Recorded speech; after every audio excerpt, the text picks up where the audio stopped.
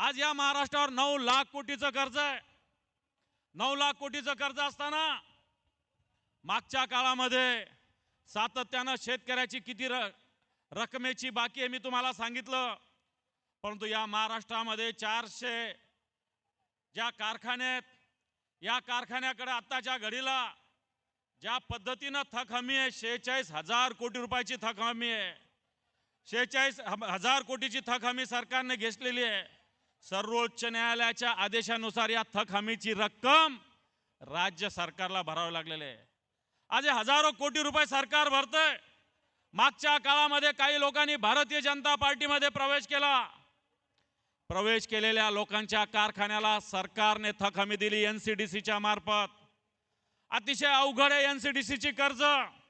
एनसीडीसीचं कर्ज असं आहे की या कारखान्यानं 1 रुपया जरी थकवला तर महाराष्ट्र सरकारचं रिझर्व्ह बँकेमध्ये जे खातं आहे या खात्यातून डायरेक्ट या कर्जाची रक्कम कट होते.